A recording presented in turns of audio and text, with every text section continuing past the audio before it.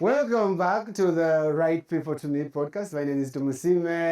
It's been a while, but we apologize for a few weeks that we have not broadcast. But we are back like we never left. We are always here to try to bring to you some of the people that you should actually meet, because the concept of this show is that rather than meet the empty fame, the people of fame for fame's sake on social media who tell you that the reason why you should follow them and the reason why they have conquered life is because they have bathroom selfies of iPhones. Because instead of meeting people like that, you actually take time to meet real change makers. You get to meet disruptors. You get to meet people who are building systems. You get to meet people who tell you that, life is not a Hollywood production. Life actually has rules on ground. And if you follow those rules, you might get a desired outcome. Instead of just being there trying to fit in and fake it, the whole fake it until you make it. Today, joining me is a man of very, very, very many talents, a passionate farmer, a leader, a systems builder, and one of the people that is so passionate about transforming mindsets of young people, a role model, a person that is mentoring people, a mentor, and generally a very, very, very intelligent and smart guy. Welcome to the show, Mr. Joel. Thank you so much, Conan. How are you? How is it going? Yeah, you're very good. Yeah. How about you? Man, these days you only did these days when someone looks at you, they can tell the things that have been good. The Katikiro of Uganda says Nkumbi Telimba. Nkumbi Telimba. We have something very interesting that people might be seeing on set. First, tell us about this one. We are seeing Kofea Tenor. First, tell us about this. Well, Coffee Tena is our very first coffee brand produced by the Brainstorm Farms. Okay. And this is specifically from our model farm in Nakasongola, Kakoge, Town Council. Coffea is a botanical name or scientific name for coffee. And then Tena is a Boric Swahili word that means a gate. So this is coffee again.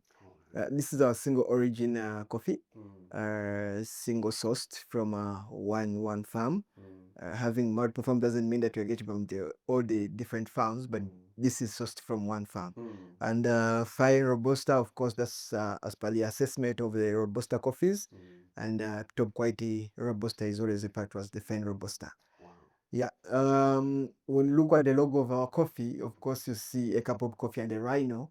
And this is simply because we are trying to relate our product to the community where it's produced from. This coffee is produced in Nakasongola, which is the home of rhinos in Uganda. Oh, wow. That's a powerful story. That's a powerful story. So the Greenstop Farm. Me, when I met you, we met in an office. We met under AC.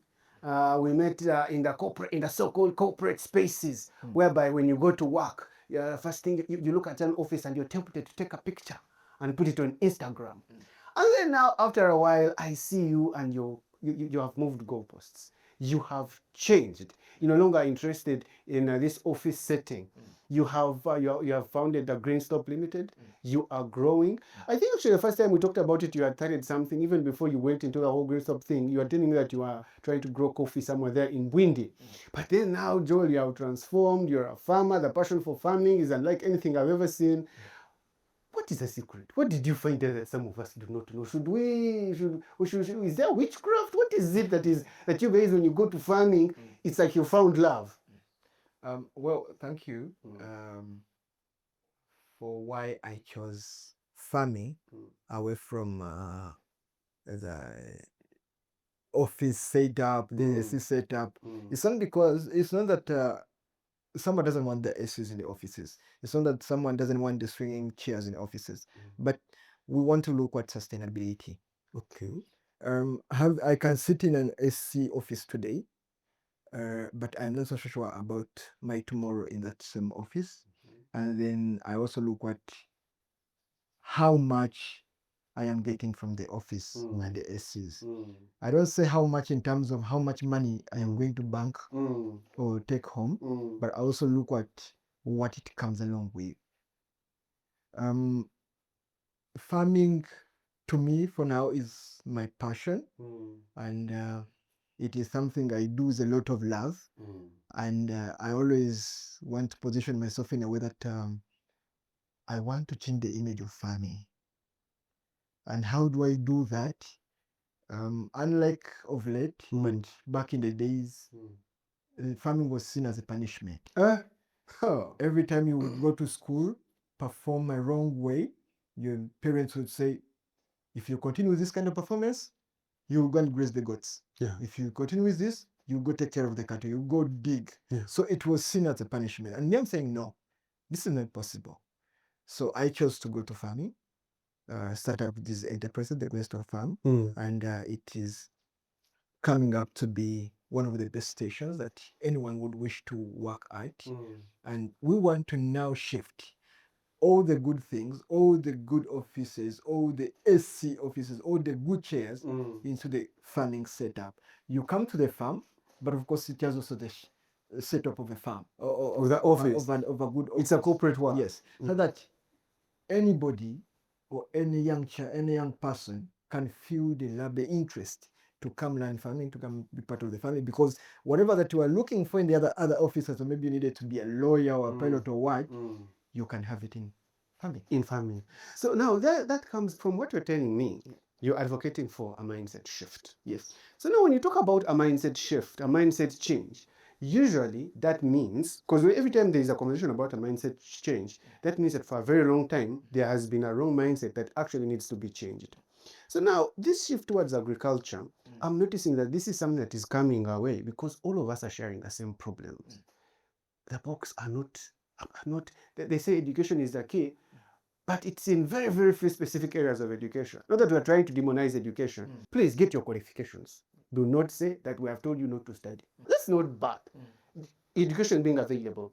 But then I think one of the things that we have lost in terms of education is we have lost the meaningfulness of what we are educating and traded that for capitalism and just validation to say that you have a certificate, something that you can give.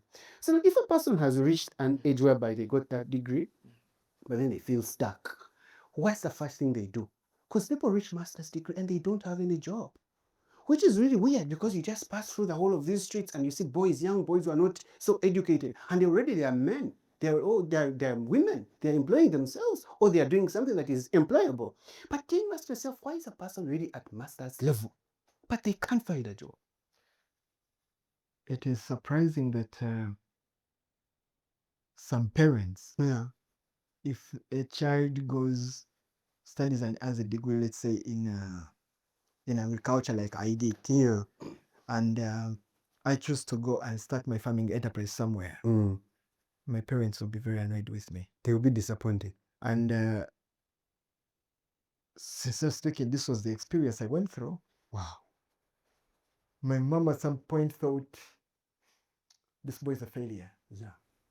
Instead of going to look for jobs, Instead of going in the SC place. yes. Actually, when you finish a university, go start up your business somewhere. Your parents will be very annoyed. They will be in a community. They will be looking miserable. My child has failed to find a job. Because they understand you have to be seated at a desk in an office. They have attached being okay, securing your future, to being in an employment world. It's all about now the parents. Let's instill confidence in this. The unfortunate part is we don't, but when there is will, the English says when there's a will, there is a way. If you really think this is an important topic or it's an important discussion for you, you look out for some people who will give you good guidance about that. So the guidance does not only have to now focus on the learners, but also the parents need the guidance. Because they completely don't, and they will force. I have seen scenarios where people in communities, children have gone to school, studied, graduated, carry their degree papers and the gowns back home, hand over to their parents. And this is what you send me to go study. Here is a thing, I'm going to do my own thing. Is that what you want to see with the children? So that is where we really go wrong. We must embrace, we must accept and adapt to what is real, other than what we think. So we are relying much on what we think. Yes, it is true. Back in the days, degrees were very few in the community. Very few. For example, in my community where I grew up from, I think there was about 2 or 3 people with degrees and about 1 person. They could move in any office. it would be easier because you're just alone. But today with this competition in this world, you must go beyond. It's not all about doing something different, but doing something different from what others are doing. How different are you doing it? We can all be photographers, we can all be journalists, Yeah. but which other extra ingredient do you put in this that will make the difference for you? It is okay. You can go study. The degree is not bad. The masters are not bad. Studying to be a lawyer is not bad. It's not Studying to bad. be a doctor is not bad. Yeah. Studying to be an engineer is not bad. But how are you going to make it a little more different? That is what will extremely make differences. I hear you. So now we come to this part of the agriculture, right? Yes. So now there's also another thing that we never talk about, Yeah. and that is the time it takes also to bear fruit. Yeah. Because a lot of times whenever people are speaking about the whole part, or let's say vocational skilling, Yes. we forget that also it is a process. It's just that when you do it right, the peak is a little bit higher. But then there's this whole thing whereby people now go, they try it out, because now sometimes there's a guy who was making us laugh who said that he bought that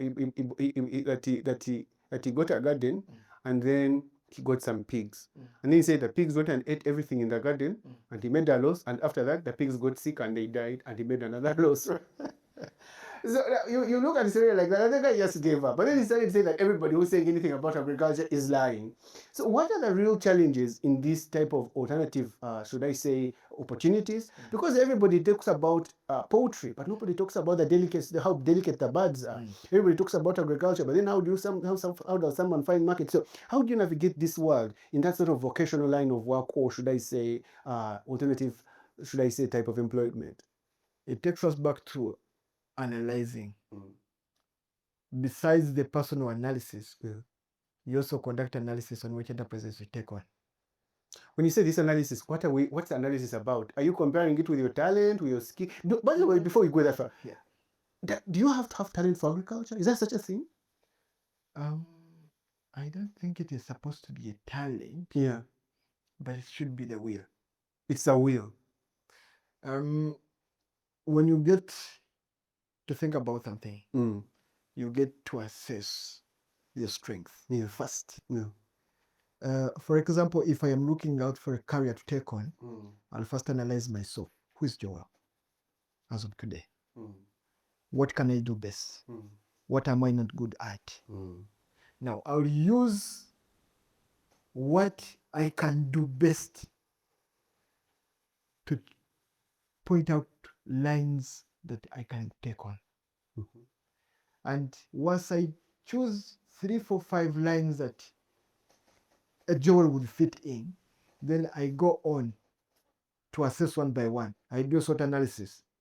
You get to understand the strengths, the weaknesses, the opportunities, and the threats. Once you do that, then you're able to have one direction with many boxes ticked. Sometimes there's a scenario where you find that you've ticked boxes. There are 2 conflicting events.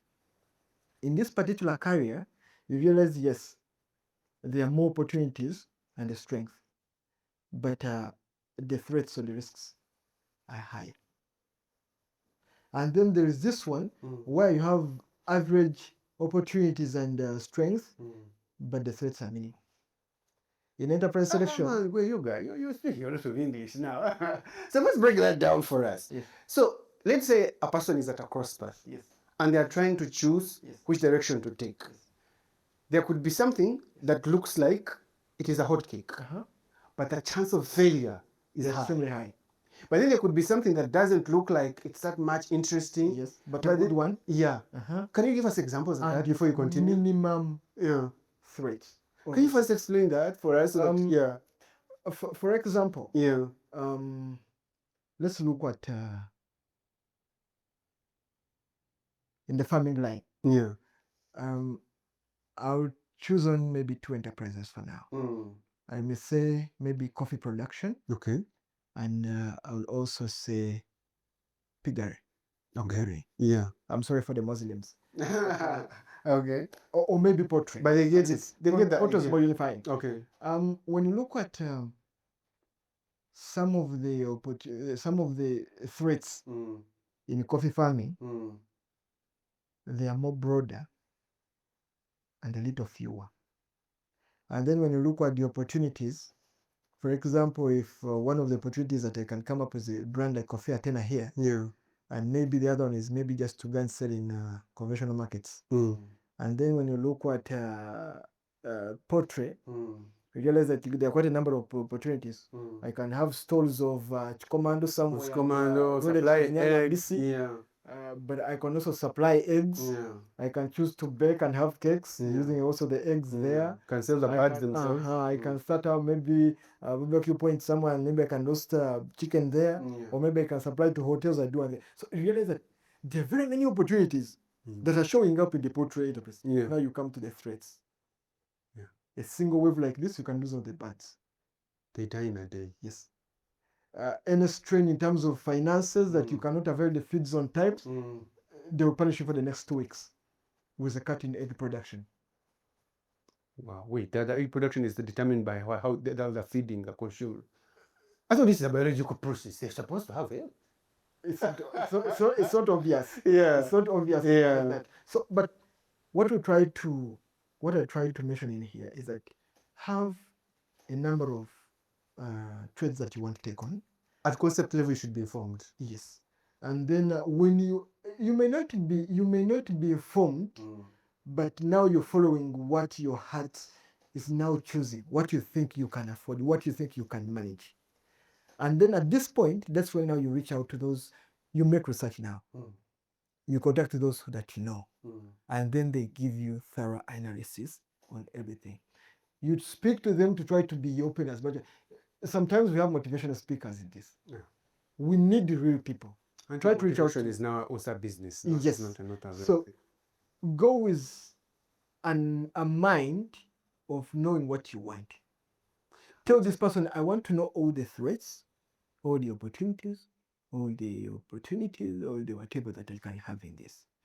And then it is by that you now get to choose. You may find that your heart badly wants photography.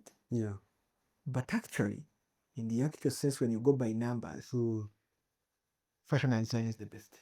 But in the actual sense is that me as someone advising you, I am not supposed to make a choice for you. I am just supposed to give you a guidance for you to make a choice out of what you've understood.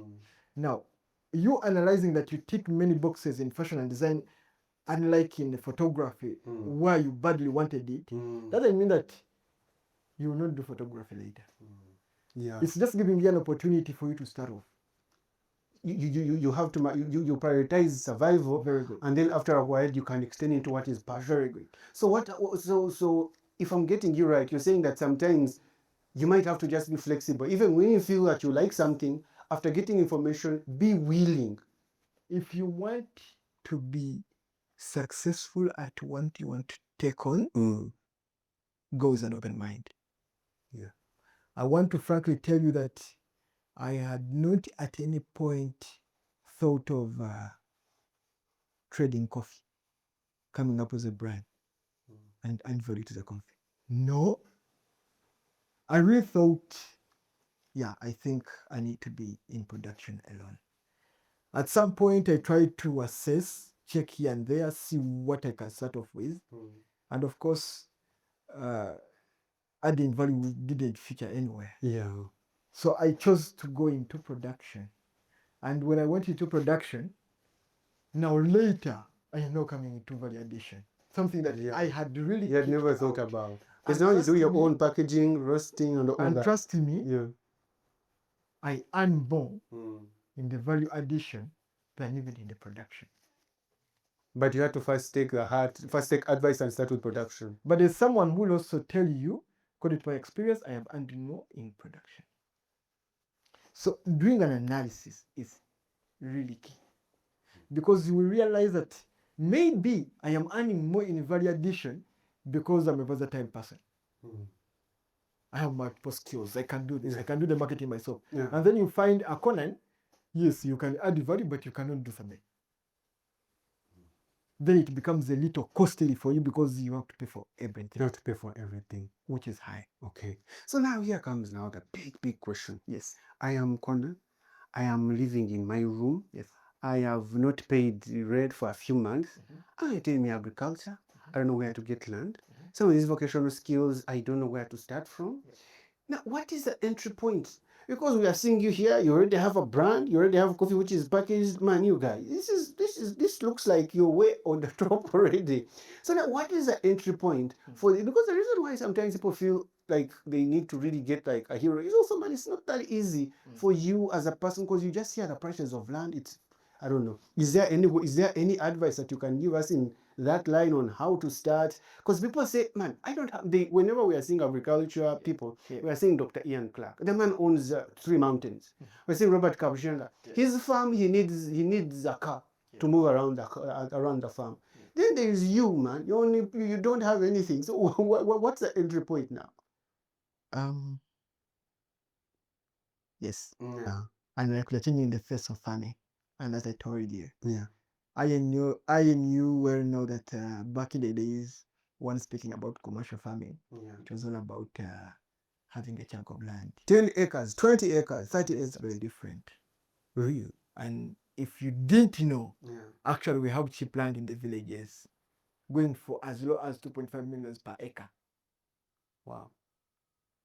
And that's also to open your eyes and ears for today, that these people are even willing to accept installment payments. And once you make the first deposit, you feel to start using your land. You have to be good to win trust also. Trust is very key. It's very key. You have to be an honest person. Trust is very key. You must be honest. You must be a person of your word. Land is there.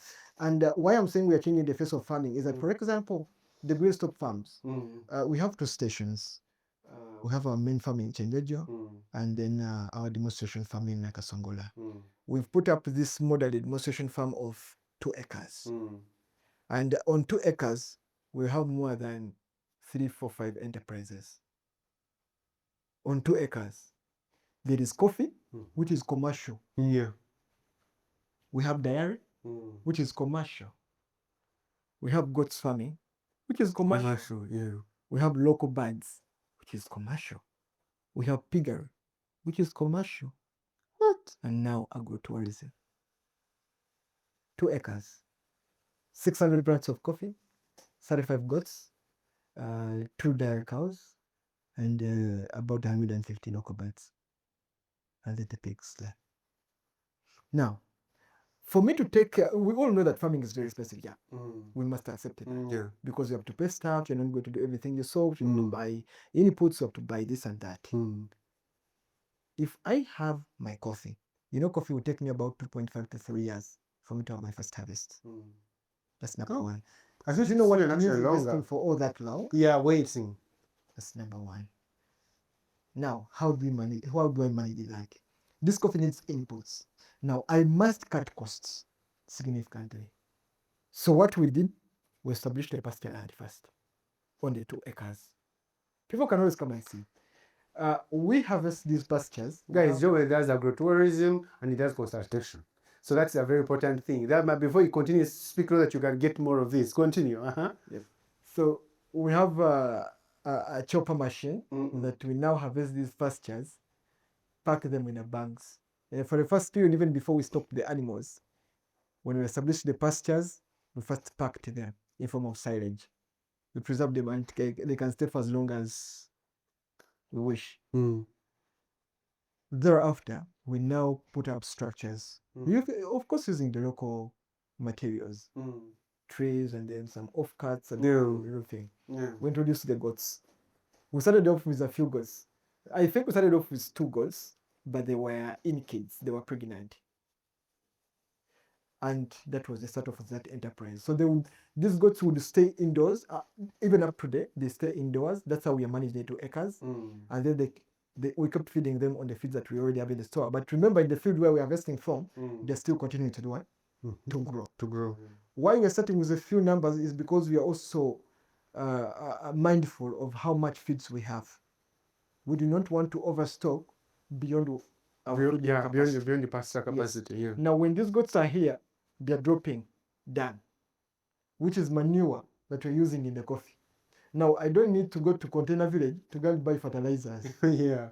You see how I'm cutting costs? Yeah. That's number one. In the coffees, I will not leave the garden bare like that with only coffee. I'll grow beans, I'll grow cassava, I'll start some matoke there. I'm rest assured of food. So there's also no extra expense. Yes, but also when I sell the beans from nearly 1.5 acres where the coffee is occupying, I'll be able to get some money that can help me maybe to pay maybe a worker to help me in the management of this garden. And then there's this high rocking enterprise that I really encourage the young people to always to jump on if they can. The piggery. We started off with only 2 pigs, a female one and a male one. They mate, bred and got the piglets. Start selling off the piglet. A piglet of 1 month is about 100,000. It goes 2 months, it goes to 200,000. You raise it for 6 months, you send it at 500,000. All this was 350,000. How much will it eat? That alone, you realize that I will sell about 2 piglets at 2 months to be able to pay my 2 staff in a month. As I'm also counting on other things, of course. Yeah, yeah. You have vegetables. I have the restaurants. They're looking for where to buy the vegetables. They cannot find them. Yeah. Yeah. So you move to now the dairy. Remember, we've been stocking feeds, and the consumption of goats is extremely very low, less than even a kilogram per day. And then we have a lot that can even sustain 1 cow. So we introduce a cow, a brown Swiss, which has a milking capacity of about 15 liters per day. So we bought an in-calf. Start off with 1. And that's what?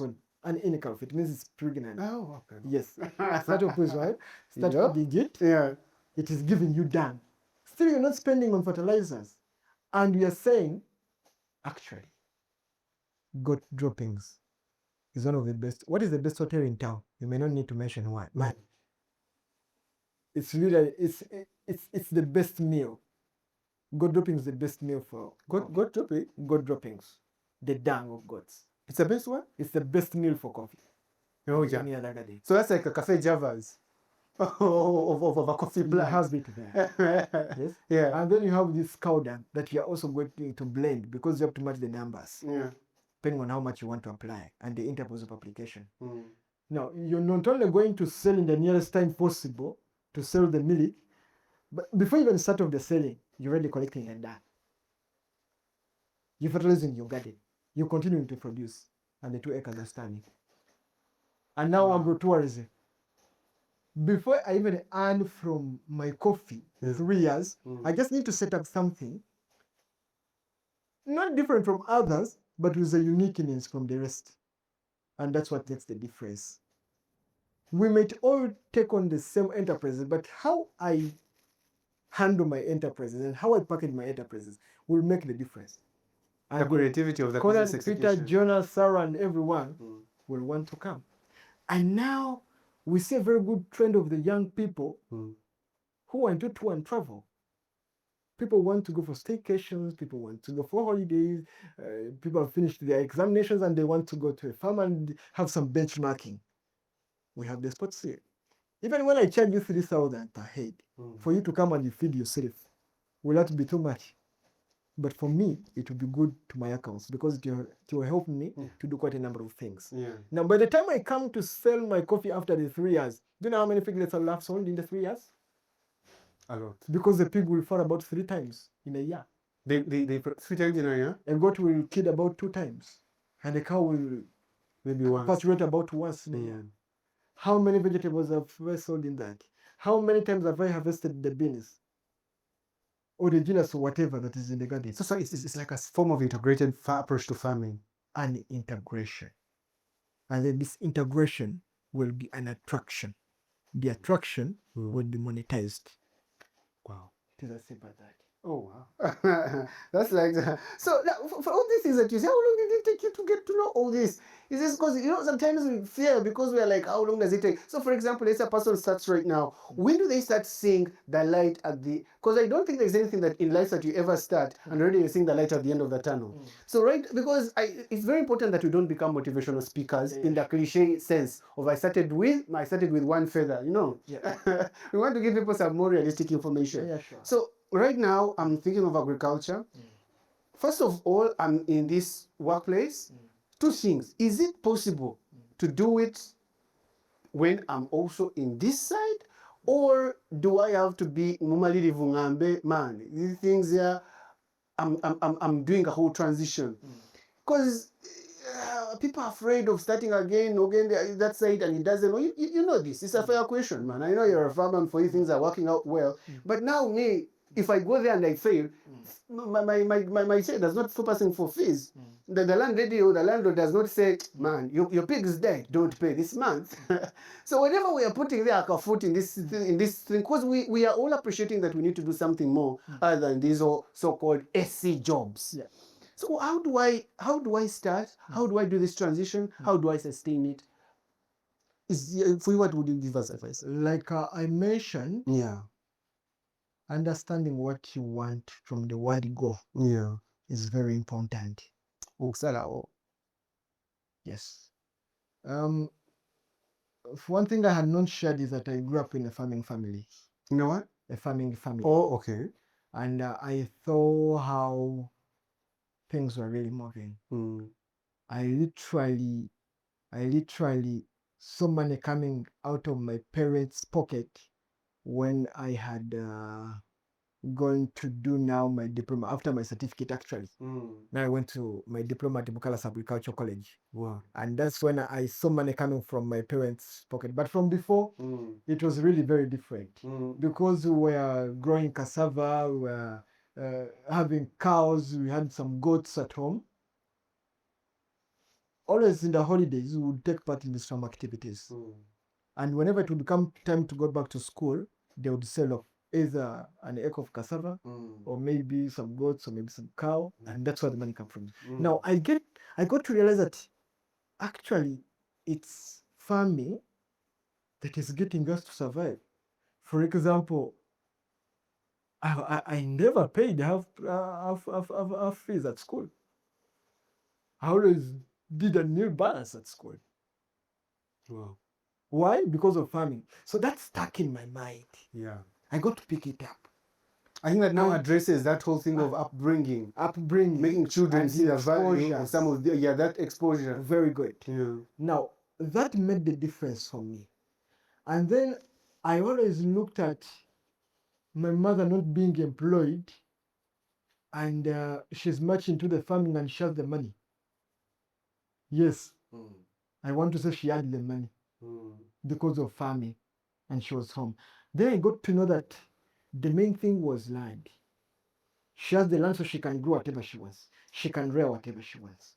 So in other words, if we get even some extra money, if there is someone saying we just buy. Very good. Now what I'm trying to drive you to is the little canvas I did in my high school and the little economics I've done in my culture, because we also study cultural economics. Yeah. We got to know sources of capital. And I think that's what makes the difference. Family and friends, personal savings, which are from working hard. So employment is very key. Liquidifying some of the things if you have any. Some things that are just you can get a grant, a donation, a loan, or whatever. You would advise someone to get a loan? We shall come to that. Okay. Come to that. Yeah. Why? Now you have understood what you want. Now when you go for employment, or now when you now go to assess the sources of capital, that's now when you start directing yourself. The problem is that sometimes we know what we want from the word we go, and once we get in the space of earning, we change goalposts. Yeah. Now we move with bandwagon. So self-discipline there also features. Yeah. Because I am seeing Conan, we are at the same workstation, but he always eats his lunch at maybe Hotel A. Oh, he orders and take away. His lunch is about 27,000. Yeah. I want to shift from Mama Naka who sells lunch at 3,000 Yeah. and move to, forgetting that we all have different targets. We all have different targets. We all are on a different path. Conan has settled for employment, and his dream was study, get a job, and enjoy my life. Joel's dream was, let me go get employed, earn my money, come acquire my portion, start my farming. In other words, whatever decisions you make per day, they have to be based on your 10-year plan, Yes. 30-year plan, not looking at your immediate labor. Yeah. We are supposed to have plans. We always leave plans to the rich people. You know? That they're the ones who are supposed to plan. Yeah. You defining what your interest is for tomorrow will influence. It shapes how you act today. Very good. That's a very powerful. That is what happens. It's a powerful point. Yeah. For example, I got my capital from employment. Yeah. The first thing I did after school was employment. Yeah. I worked in employment, under employment. I earned my money. I earned more insights, more experience.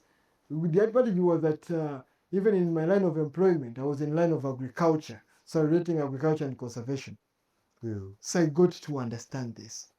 And I also, because I had done a SWOT analysis and I identified opportunities around me, there was a family land. I couldn't jump on a family land to go and settle there, but I went into bull fattening.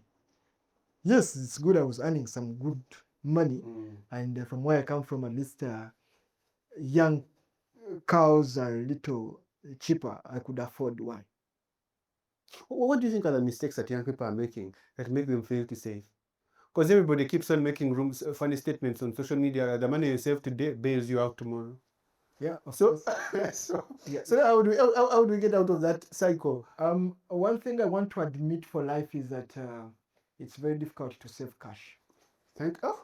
Finally, a motivational speaker that is saying the truth. Because everybody makes us look like we are so wasteful. No, you can't save cash. Eddie Kenzo said that even if you make 2K, that you can save 4K. I'm like, you guy. No. We need to be realistic because we want to help one another. Yeah. It's very difficult to save cash. You have to cut out as much expense as you I can. was sharing you my experience of how I did it. So every time whenever I earned, at the end of the month, get my allowances and my pay, I get a portion. I would enjoy my life. I would go eat well, but I would also spend some money. At least I would get a young calf that maybe has been weaned at about 450 or 500,000. Yeah, I would be able to afford that. But not the iPhones. I'm not the iPhone. Actually, I bought my first iPhone when I had already started farming. So wait, but not when I was. So wait a minute. Now these are very big questions, Joel. Yes. We like to. So how does a person? What's the cutoff between enjoying and the future? Where do we put it at, man? Because should we really suffer at the expense of investing in our future? Should we? It's a very hard question to navigate. Got an excitement. My advice to the young people is that excitement shouldn't get you eating your seed instead of waiting for your fruit. You either enjoy it today and suffer tomorrow, or a little suffer today and enjoy your tomorrow. That's actually dope. Because I like that. I'm trying to narrate you how I managed to make it. That I bought windy cows, and then I went into bull fattening. At least if I sold one bull at 450,000 or 500,000, these are reality. Got them in the villages, these local breeds, or a little crossed breeds. When you go to Nakasongola, you'll be able to get those young bulls. Only that today they have gone a little higher. Nakasongola is now has a city status. But if I bought that one per month, or maybe 6 in a year, and then I raise them for a year, I am able to liquidify that tomorrow and buy my 2 acres of land. The difference is I defined what I wanted, I analyzed my space, I identified the opportunities that I had. Now I am riding on the opportunities to get what I want. The strength here is I have known what I want. I am employed. and then there is a family land. Now the point is that with that family land, I can utilize it. Can I ask you a question that is, I don't know if it's fair or not fair? Yes. Would you say that if a person is not born with a silver spoon, they can avoid that period of suffering if they want to jump, if they want to be Very true. No, I mean, like, if you're not born with a silver spoon, right? Is it possible for you to actually have a big enough saving to start something unless you dedicate like 5 years of your life and you're like, for these 5 years, I'm not going to be involved in consumerism, I'm just going to invest. Is it possible? Or if you're not born with a silver spoon in your mouth, you allow and you say, man, for the next 2 years, my money, I'm not going to spend it, I'll just all put it in investment. For your own consumption. Even being born on with a silver spoon in your mouth does not guarantee you're being okay tomorrow. We have seen very many fellows from well-off, high status families. Actually, most of those big people you're seeing around there driving the big machines and what. You don't know what they're going through inside there. Why do you think they constructed those wall faces? For you may think it is security, what, but they're also protecting their problems inside there for you not to see. You don't know that. So what you're going to be tomorrow or your future is determined by you. I hear you. That one, you don't need rocket science. It is the reality of life. You must be able. No, of course, you can't eat your cake and have it at the same time. Yeah. That's powerful. That's tough. So you either keep it and have it, or you eat it and it's gone. It is as simple as that. You can make it. I hear you. So now we have started this thing. Our person is doing agriculture. Now I think you can talk about the other second part of. So we have talked about social funding. We have understood that the sources of funding right now, it is going to involve a person having shared discipline and trying to also make sure that they are so aligned with a very long-term process, a long-term plan.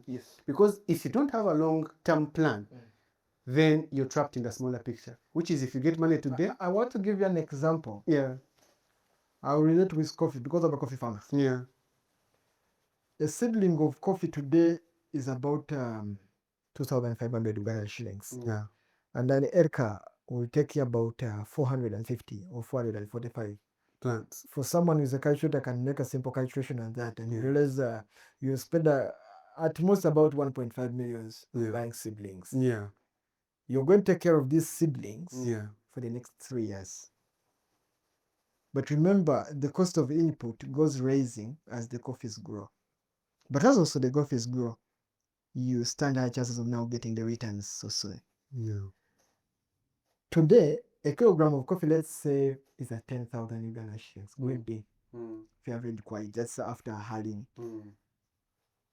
And you have properly managed your garden and it has given you a minimum of, we always speak about 3, but let's say 2 kilograms of green bean per plant. So you have about 20,000 Uganda shillings per plant and you have 450 plants. How much money have you got in the first season? Wow.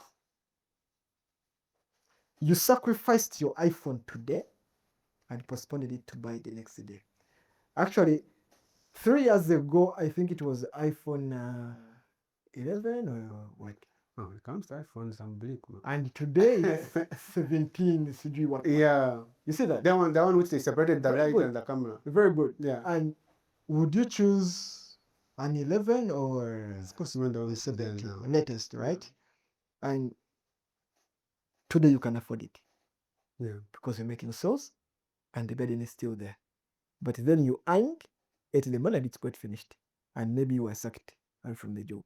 Or maybe you've even retired. And now you're busy calling everybody. The bills are piled up. Everybody avoid your phone calls now. Very good. So that's very interesting. So now you're in employment, right? 2 things that you have to balance.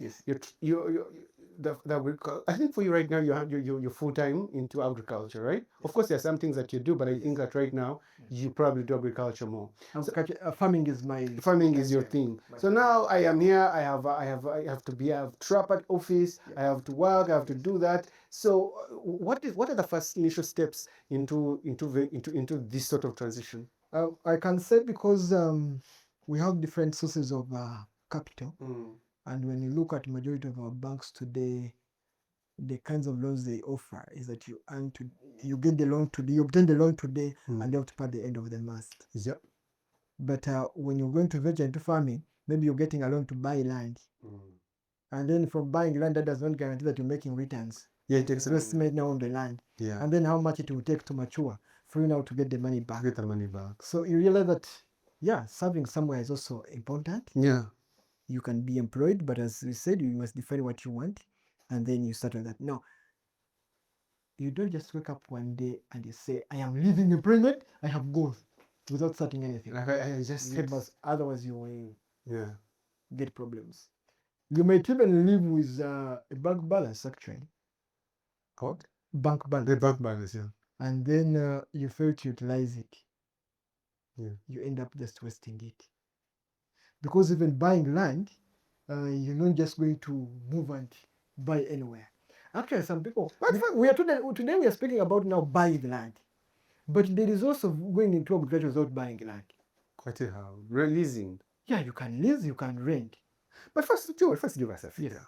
Now we just put you on the spotlight. You need to give us like a figure. Yes. Okay? What should that cushion be? Like what for you? I think that there has to be a threshold of how you start in agriculture such that you are sure that at least you're supervising something that has potential. Not this, we don't want to tell people to rush into something and then you find that when you project it, it might not be able to carry them. So what should be the minimum amount of money that a person is looking at? We don't want these things of people lying to us and they tell us that you can have 50K on your mobile money and you go into farming and then you leave your job and then you come back begging. What are the figures and what is a safe start so that you can at least be sure that a person, why are we saying that? We need people to actually have a target.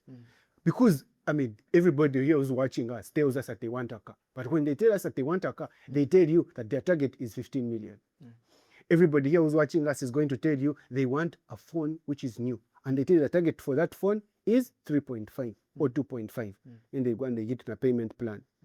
What should be the target for somebody to really venture into agriculture and an estimate of something that can actually, after maybe those 2-3 years, they can really start seeing a worthwhile return that can actually facilitate their life?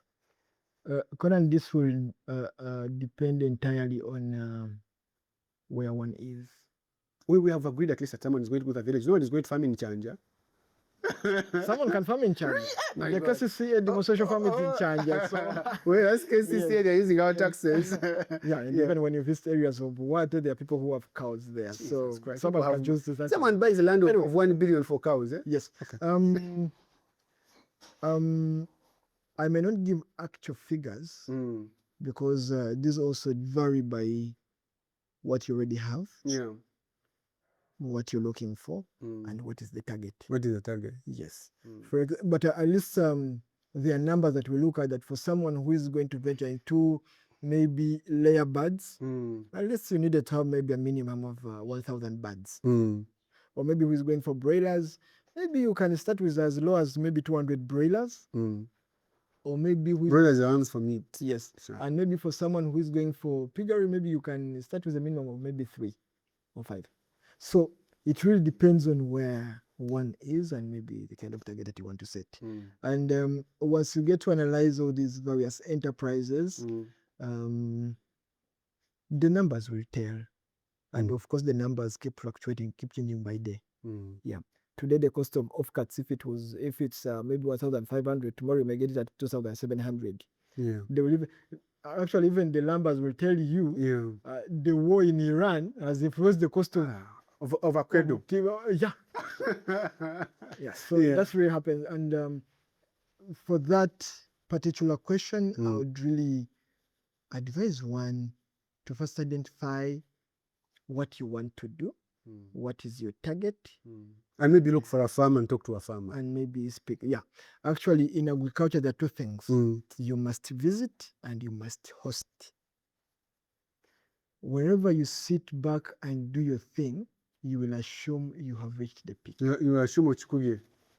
And when you host, you don't only need to host these who are below, who are still crawling. You also host those who are at your level, who are higher than you. For those who are higher than you, they will come and critique as opposed to be negatively and keep questioning why do you do this. But they'll also give you advice on how you're supposed to maneuver. And when you go and visit, you will be able to see your benchmarking literally how someone is happening to do something and maybe what are they doing different from what you're doing. For us, the competition of coffee farmers is the number of clusters. Because when I look at the branch, I will count how many clusters. 17, 12, because if you have 10, you cannot compare with, you cannot compete with me who was about 17. When you host only these that are below, they'll keep telling you, you've really hit the pig, or you're the best at this. You get that? Then you get that confidence that maybe I have made it. Getting the extra sense, it's not making sense. So for a starter, visiting out for people who have already started something, it's really, really very key. Sometimes I also get to think that maybe the government should also maybe change something. These sub-county extension workers should be allocated portions at the sub-county where they are going to implement something. Otherwise, they come to your garden or to your farm, tell you whatever nonsense they want to speak, but it's not tested and proven. These are just assumptions, theories in the books. I hear you. So right now, we're just going to have, like, as we are closing up, we're just going to try to talk about how, like, people who are nurturing young children, what wholesome ideas, what should your child know? What should your child know? Now, the reason we are saying this is because, for example, you have agrotourism. I feel like right now the only two skills, or the two skills that our children have is that qualification from school and then the tablet for internet and video games, right? But honestly, in this world that we are going in, where it is changing, if you're raising a child, what skill should a child have by the time they're at university level that can actually sustain them? I wouldn't call it a skill, but I'll call it a benefit. One of the benefits that your children must have is to be able to appreciate what they have in the environment around them. When you say that, in what context? They shouldn't push things away from them. They should be able to look at the environment around them, assess and find out what best can work out for them. Which opportunities are in their communities.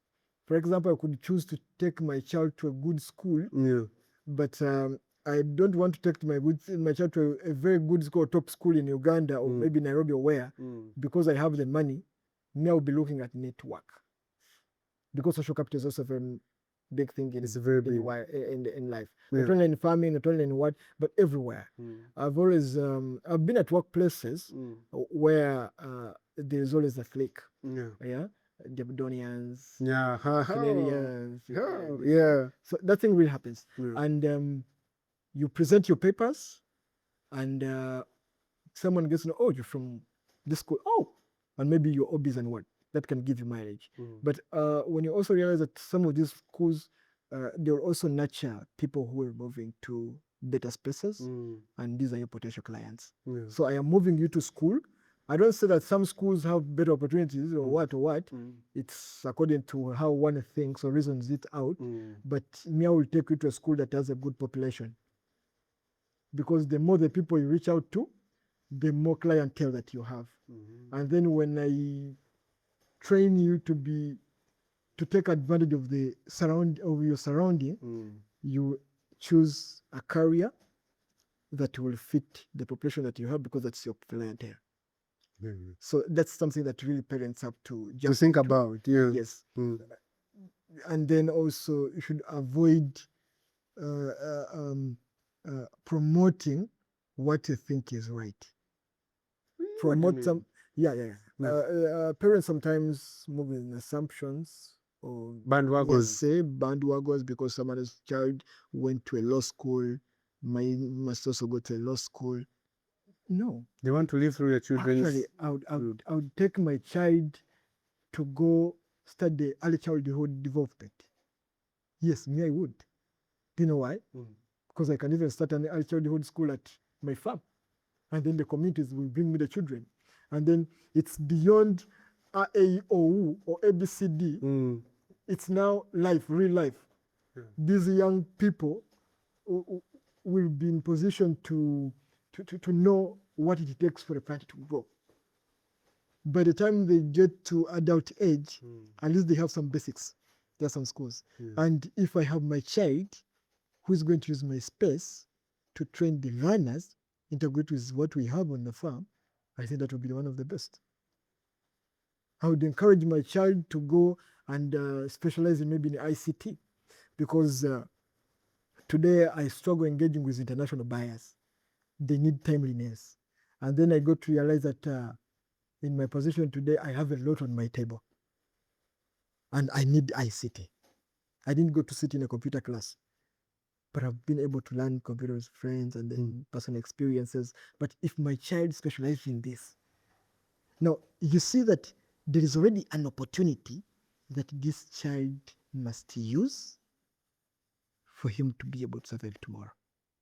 So that's how most of these successful clubs are raising their children. There's that intentionality. Yes. Not just this thing of just saying, let's just skill somebody. Wow. For example, the time you've spent in shooting in conservation or in agriculture, I am sure today at least you can figure out some few things in those two lines. Yeah. Now, if my child went for ICT and now is promoting this ICT at the farm, tomorrow you'll hear this person is a versatile person. He has master skills in agriculture, in marketing, in tourism, and what. That's how it comes. It doesn't come by follow brain. Wow.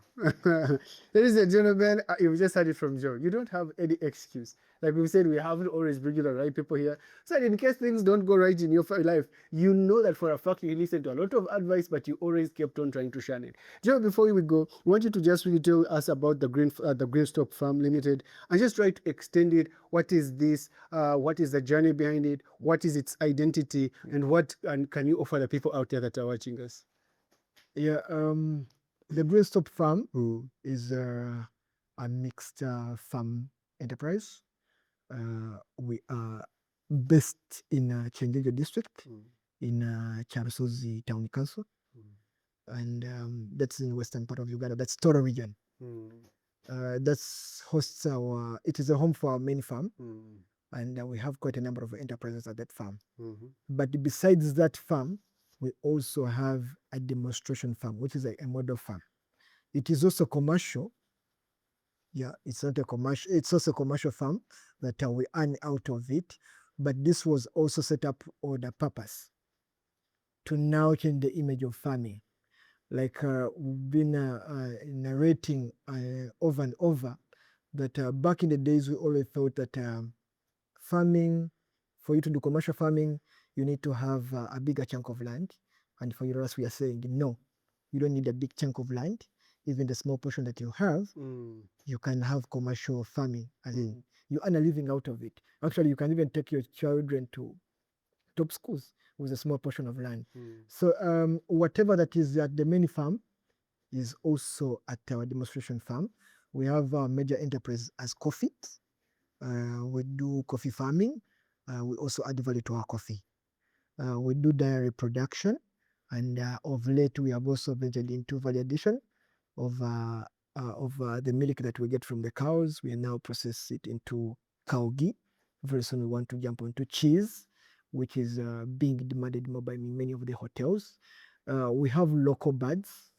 The reasons why the local birds is because everybody today wants to have the best. And then because of the agro-tourism, we want to have farm experiences. Just imagine you coming to the farm, then you point out to a bird and we say, okay, run after it. You pick it, you eat it. Oh, wow. Yeah, that's a very fun experience. Oh, you should have visitors, man. We also do goat farming.